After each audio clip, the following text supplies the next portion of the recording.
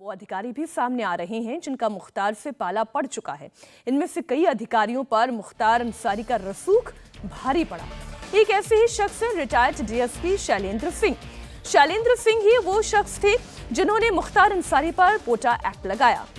साल 2004 के उस मामले को याद करते हुए शैलेंद्र सिंह ने दावा किया कि मुलायम सिंह की सरकार अंसारी को बचाना चाहती थी और इसलिए उन्हें इस्तीफा देने के लिए मजबूर किया गया। दरअसल साल 2004 में Mukhtar Ansari light machine gun खरीदना चाहता था। तब शैलेंद्र सिंह ने एलएमजी बरामद भी कर ली थी।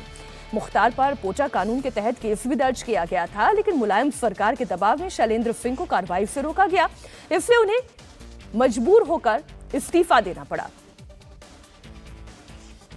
उत्तर प्रदेश की सियासत में माफिया मुख्तार अंसारी कितना ताकतवर हुआ करता था, इसके कई किस्से हैं। एक किस्सा लाइट मशीन गन से जुड़ा है, एक किस्सा 2004 का है। सेना के एक भगोड़े सैनिक से Mukhtar Ansari light machine gun खरीदना चाहता था। उस समय एसटीएफ के डिप्टी एसपी थे शैलेंद्र सिंह।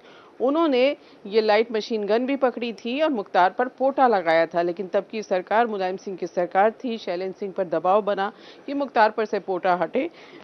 शैलेंद्र सिंह ने मुख्तार पर से तो पोटा नहीं हटाया, अपनी नौकरी छोड़ दी। हमारे साथ शैलेंद्र सिंह हैं। जैसे ये जो लाइट मशीन गन का पूरा मामला था, क्या मामला था? एक्चुअली जनवरी के 2004 के शुरुआत में ही लखनऊ में कैंट थाना क्षेत्र के अंतर्गत मुख्तार और कृष्णानंद के बीच में क्रॉस फायरिंग हुई थी और शासन प्रशासन सरकार भी इस बात से हिल गई कि लखनऊ में जब इस तरह से हो रहा है गैंगवार तो पूर्वांचल में क्या होगा।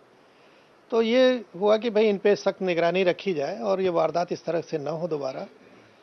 और उसी के तहत मुझे एसटीएफ में था मैं, तो मुझे जिम्मेदारी सौंपी गई कि आप इनको सुपरवाइज़ करिए, सर्विलांस में लाइए इनको। कारण ये था कि मैं पूर्वांचल का रहने वाला था, बनारस में मैं पोस्टेड रह चुका था।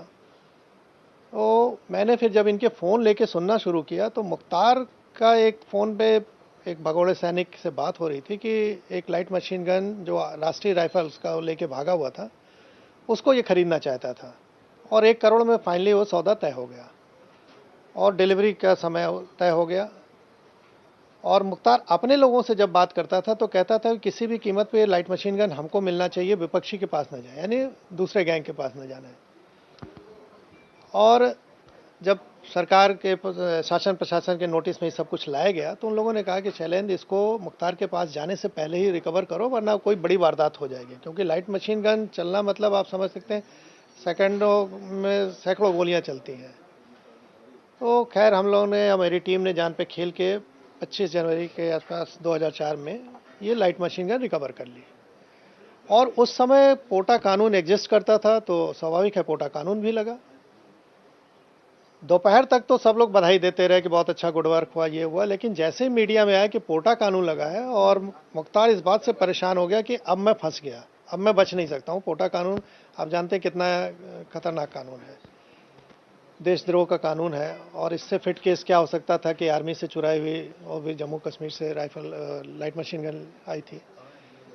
तो इसने दबाव बनाया मुलायम सिंह पे और मुलायम सिंह की उस समय अल्पमत की सरकार थी। 2003 में मायावती जी को तोड़ के उनकी सरकार बनी थी और मुख्तार जैसे लोग उनके लिए बहुत इंपॉर्टेंट थे, विधायक को मैनेज करते थे, सपोर्ट करते थे। तो इसने उन पर दबाव बनाया कि इस केस को रफा दफा किया जाए। मुलायम सिंह डायरेक्ट हमसे तो नहीं कर पाए, हमारे सीनियर अधिकारियों को उन्होंने कहा कि भाई इसको ख़त्म करो। उन लोगों ने मुझे फ़ोन किया कि मुख्यमंत्री जी ये चाहते हैं। तो मैंने कहा सर कैसे संभव है, एक FIR दर्ज हो जाने के बाद क्या आप जानते हैं कि उसको ख़त्म किया जा सकता है? तो अगर आप लोग मुलायम सिंह जी को नहीं समझा पा रहे हैं परिस्थिति तो आप नंबर दीजिए, मैं बात कर लूँ, शायद समझ जाए उस चीज़ को। तो उस समय बनारस के SSP थे जो अनीता सिंह जी, उनके सचिव थे, उनके हस्बैंड थे। उन्होंने मुझसे कहा, सुभाष चंद्रा जी नाम था, तो ये शैलेंद्र तुम्हारे नाम से ही तो मुख्यमंत्री जी इतना चिढ़ गए कि हम नाम भी तुम्हारा कोई नहीं ले सकता उनके सामने, बात करना तो दूर की बात है। तो हमने कहा ठीक है, फिर आप लोग जानिए जो करना है, मैं इस पर क्या कर सकता हूँ। और इतनी नाराज़गी बढ़ गई कि रातों रात फिर बनारस जोन के IG, रेंज DIG, लखनऊ के SSP जो STF के थे, राजकुमार विश्वकर्मा जी जो वर्तमान मुख्य सूचना आयुक्त बने, इस सब को ट्रांसफ़र कर दिया गया और हमारी पूरी यूनिट को क्लोज करके बनारस से लखनऊ बुला लिया गया। और एक दबाव डायरेक्टली इनडायरेक्टली बार बार यही बनाया गया कि आप किससे पंगा ले रहे हैं, मुख्तार जैसे से जो एडिशनल एसपी के ऊपर गोली चला देता है, जेलर को मरवा देता है, आप उससे पंगा ले रहे हैं, ठीक नहीं है। और आप पीछे हट जाइए, और न वरना आपका परिवार है, आपका जान खतरे में है। तो मुझे भी लगा कि मैं अब इस परिस्थिति में काम नहीं कर पाऊंगा, न मेरा ज़मीर गवारा कर रहा था कि मैं पीछे हटूं। तो अंत में 15 दिन बाद इस घटना के मैंने 11 फरवरी 2004 को फाइनली रिज़ाइन किया, और रेजिग्नेशन में लिखा ये सब चीज़ मैंने, जो मुख्य राज्यपाल जी को भेजा था। हमारे अपॉइंटिंग अथॉरिटी वही होते थे कि हम लोक सेवक के रूप में भर्ती हुए, और आज ये दिशा हो गई कि माफिया लोग हमको निर्देश दे रहे हैं। तो ऐसी परिस्थिति में मुझ जैसे ईमानदार अधिकारी के लिए काम करना संभव नहीं है, मैं त्यागपत्र देता हूँ। और ये लिखने का कारण यही था कि ये बात जनता के बीच में आवे कि जिनको आपने चुना, देखिए वो किसके लिए काम कर रहे हैं, एक माफिया के लिए। तो ये उस समय की घटना थी। जैसे 2004 की बात है और 1 करोड़ रुपया उस समय बहुत मायने रखता था, तो क्या करना चाहता था मुख्तार अंसारी इस लाइट मशीन गन से? वो अपने लोगों से कहता था कि अगर ये लाइट मशीन गन हमको मिल गई तो हम कृष्णानंद जी को मार देंगे, क्योंकि उनकी गाड़ी जो बुलेट प्रूफ थी वो राइफल के अगेंस्ट में थी, और इसकी मारक क्षमता ज़्यादा होती है लाइट मशीन गन की। तो इसलिए वो बार बार कहता था ये किसी भी कीमत पे ये लाइट मशीन गन हमारे पास आनी चाहिए, विरोधी के पास न जाए। तो उस समय रीज़न यही था, और 1 करोड़ स्वाभाविक है, बहुत उस समय 20 साल पहले उसकी वैल्यू थी। लेकिन उस समय उसको लगता था नहीं, 1 करोड़ में हम अपने विरोधी को निपटा देंगे तो पूरा साम्राज्य हमारा हो जाए, क्योंकि उसको पॉलिटिकल चुनौती मिलने लगी थी। अपने ही क्षेत्र में गाजीपुर में वो हार गया था, कृष्णानंद जीत गए थे। तो हाँ, भाई उनके हार गए थे, तो उसको ज़मीन खिसकते नज़र आई, और उनके लिए बहुत बड़ा कांटा थे वो।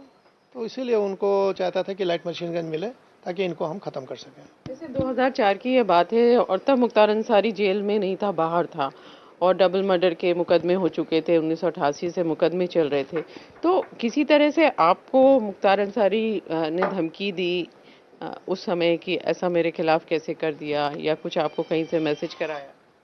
नहीं, पहले तो अधिकारियों के माध्यम से समझाने की कोशिश किया जो उसके लिए काम करते थे, सरकार के माध्यम से संदेश देना चाहा। डायरेक्ट मुझे इसलिए नहीं कर सकता था कि ये मामला उस समय मीडिया में बहुत हाईलाइट हो गया था, और न्यायालय में भी चल रहा था, और मेरे लिए किसी ने सुप्रीम कोर्ट में भी उस समय PIL कर दिया था, और सरकार को भी नोटिस सुप्रीम कोर्ट से आ गई थी।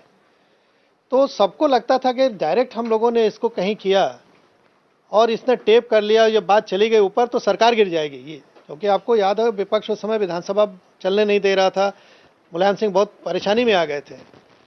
तो उस समय इन लोगों को लगा कि अभी शैलेंद्र को डायरेक्ट नहीं छू सकते हैं, लेकिन इन लोगों ने हर वो कोशिश की जिससे कि हम डर जाएं। जैसे हमें कहीं जाना होता था तो मेरी गाड़ी के आगे पीछे बार बार गाड़ियाँ आगे पीछे क्रॉस करती थीं, कभी कभी एक्सीडेंट की भी कोशिश करती थी, मेरी फैमिली कहीं जाए तो उस पर अटैक की नौबत आती थी। तो ये सब कोशिश की, लेकिन डायरेक्टली इन लोगों ने सामने इसलिए नहीं आ पा रहे थे कि ये मामला सुप्रीम कोर्ट में भी चल रहा था। एक किस्सा तो आपने सुनाया कि किस तरह से जो सरकार होती थी वो मदद करती थी माफिया मुख्तार अंसारी की। अब 5 बार का विधायक रहा, 1988 में पहला मुकदमा होता है, सजा आके 2022 में मिलती है पहली। तो किस तरह से सरकारें मदद करती थी मुख्तार अंसारी की? देखिए, हमने बताया ना कि मुख्तार अंसारी का जलवा ये था कि जब मैंने रिकवरी की उसके बाद मऊ दंगा हुआ, वो जेल से बाहर था और खुली जीप में घूम रहा था। तो सबको दिखाई दिया मीडिया के माध्यम से जब ये फुटेज आई कि देखो मुख्तार अंसारी का क्या जलवा है वर्तमान सरकार में।